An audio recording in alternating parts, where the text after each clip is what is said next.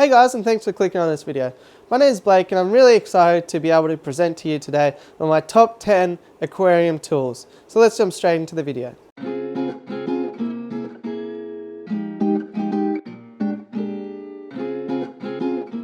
So if you're a little bit confused at this point, I guess that's totally reasonable.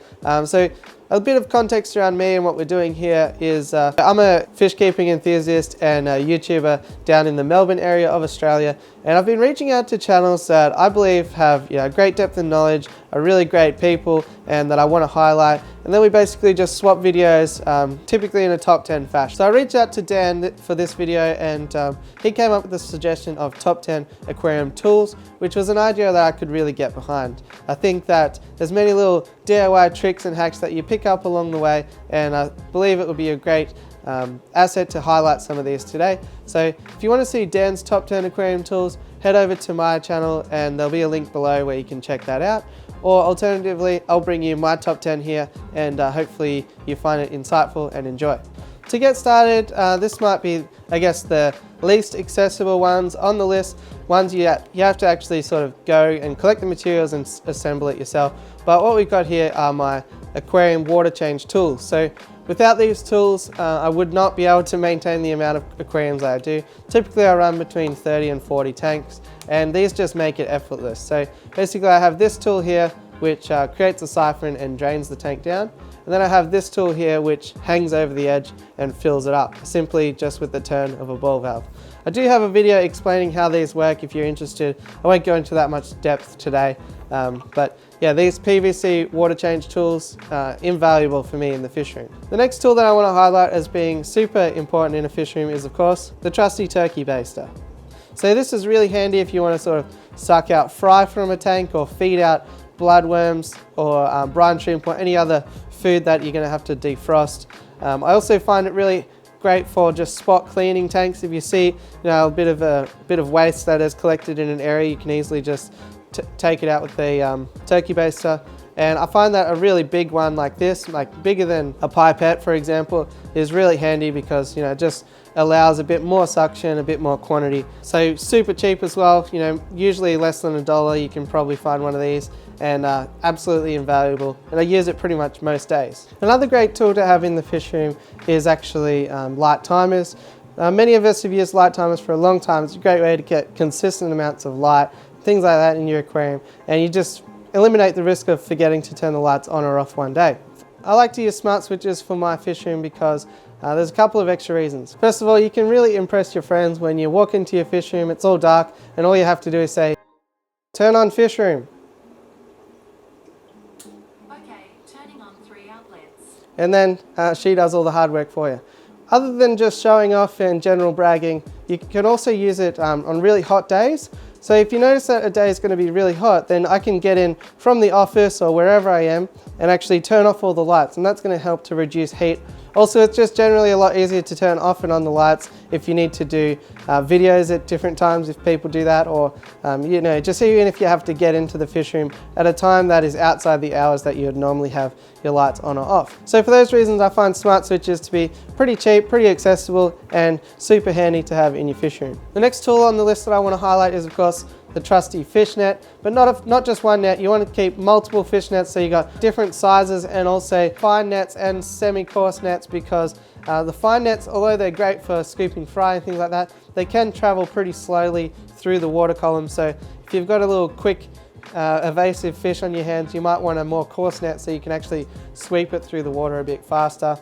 Of course, you can use nets for plenty of other things, like taking the substrate out of your aquarium, or dissolving aquarium salt into your aquarium. You just sit this in the top and put the aquarium salt in there. Fantastic thing to have is an array of nets. Also, if you have a fish room like this, you definitely want to have multiple nets in case one tank gets an outbreak of ick or some other parasite or disease, and then you can actually put this net in some disinfectant, and you're not going to spread it all around the fish room. So for those reasons, you need multiple nets in a fish room. Another fantastic tool that I'm really happy that I picked up for my fish room is this here. I'm not sure how accessible this is. I'm sure you'll be able to find them on eBay or whatever. I'm sure they're probably everywhere around the world. But what it is just basically a spray bottle and then a squeegee on one side and microfiber cloth on the other side. And this is super handy for cleaning aquarium glass. It's a lot less wasteful than using paper towel, and I actually find that it gets a far better result. So it's much faster to just spray it down, squeegee it, makes life a lot easier, especially when you're cleaning multiple aquariums with dirty glass. Another tool that's absolutely invaluable in a fish room is, of course, the razor blade. This one here is covered in duckweed. Obviously it goes in tanks a few times. Razor blades are really important. First of all, if you ever need to reseal a tank, you're going to need a razor blade. Second of all, it just really, there's nothing that beats it for that real stubborn algae. So this one here has got a bit of an extension handle here, so that's really good. It means I can clean the deep algae on tanks without getting my whole arm in the aquarium up to my shoulder. So razor blade, with or without a handle extension, really, really handy to have in a fish room. Another fantastic asset to have in your fish room is the humble terracotta pot. Now, some people might be a bit confused about this, and I get a lot of questions on terracotta pots. Firstly, are they aquarium safe? Yes, just make sure that you don't get ones that are painted or stained or have any other treatment. You just want the basic cheap terracotta pots. As we did just mention there, they are super cheap and super accessible. Most hardware stores are going to have a huge range of terracotta pots, different shapes and sizes. You can create a super cheap cave sized to the size of your fish by just selecting the terracotta pot in an appropriate size and either tipping it on the side or standing it up and actually using a hole saw and just cutting a hole out of the side. As well as that, you can glue multiple on top of each other and create a breeding cone for angelfish or discus. You can also smash them up and just litter them around the bottom of the aquarium for other things that like to shelter like that. But I mostly use them as planting pots, what they're actually designed to do. So I fill up the terracotta pots with aqua soil, cap it off with some gravel potentially, and you've got a super economical way to plant plants in your aquarium. The reds are really going to highlight red coloration on your fish, and also if you set up a new aquarium, you can just pull one of these out. You're not going to destroy your aquascape and damage the plants. Just pull the whole pot out, place it in your new aquarium, and you've got basically a terracotta pot full of good bacteria with healthy plants that are going to assist with that cycling process, ready to go from the get-go. So definitely consider a terracotta pot. The next one on the list that I've prepared here today is a trusty colander. Really handy for a couple of reasons. First of all, if you get new fish and if you're like me and you're a bit clumsy, you find that pouring the bag of new fish through a net, sometimes the nets fall into the bucket and it's just a whole disaster. These days I actually enjoy using a colander, hanging that on the bucket, and then I find that it's just a lot easier. For me, there's no risk because they've got these little hooks that will hook onto the side of the bucket, and then it's firmly in place. And then I don't have to worry about the net moving around or anything. I just pour the fish straight into there, and these holes are small enough that most fish aren't going to fall through. So if I do have fish smaller than that, I just use a net.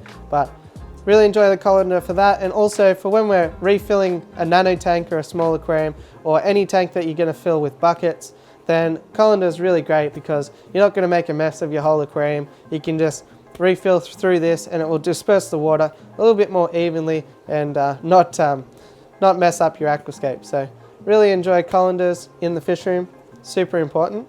You can also separate an aggressive fish by just attaching some styrofoam underneath the handle or to this hook part, and then that will float in the aquarium like that. So you can just put an aggressive fish in there like a male bedder or something like that you don't really have a permanent place for yet. You just need some temporary accommodation. On the topic of temporary accommodation, the next important one that I would say is a hang-on breeder box. I vastly favour hang-on breeder boxes over the net style breeder boxes for a couple of reasons. First of all, I like to install a false bottom in here, and you can breed a lot of your egg scattering fish super easily in these, and the water flow constantly going through here will mean that they'll be able to grow and thrive pretty easily and pretty effortlessly.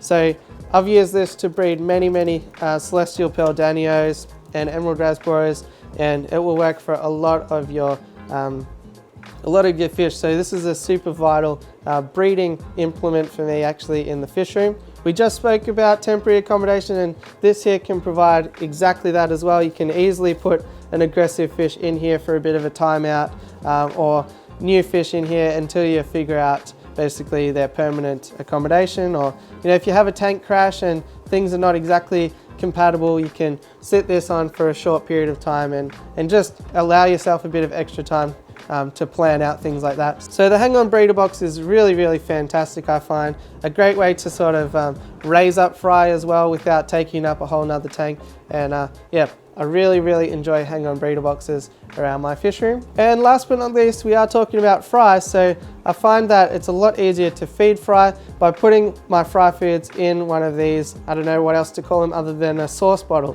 So you can pick these up from your $2 stores or just bargain stores very cheaply, and I just like to mix up a lot of my different powderized fry foods in there. So there's all sorts of stuff in there from NLS Grow, spirulina powder, and just anything else that you can think of. But I find it a lot easier to just be able to top the cap off and just shake it into my fry tanks. It's a lot easier than trying to sort of pinch it out with your fingers or use a little spoon or something like that. So I find sauce bottles like this make it effortless to feed those powderized foods and make me more likely to actually feed them more regularly, just because the process becomes a lot easier. Some honorable mentions that I was considering were spare sponge filters. You can always just have another sponge filter in the back corner of your aquarium, and when it comes time to set up a new aquarium, you can just throw it in there. But what I would say is that there are a plethora of great DIY options available, and yeah, I would recommend thinking outside the box to come up with solutions that are going to best fit your needs. Only you will be able to know that for sure, but hopefully you'll enjoy my top 10 today, and hopefully it's provided a little bit of food for thought to make your life easier moving forward. If you want to check out Dan's top 10, the link will be down below. You can head over to my channel and check it out. And if you like what you see over there, I would really appreciate it if you'd consider hitting the subscribe button for future videos. Other than that, hopefully you enjoyed this one, and I hope to see you in the future. Thanks for letting me present this video today. Let Dan and I know below what you thought of this collab and if you'd like to see more in the future. Other than that, I'll catch you on the next one. Thanks for watching.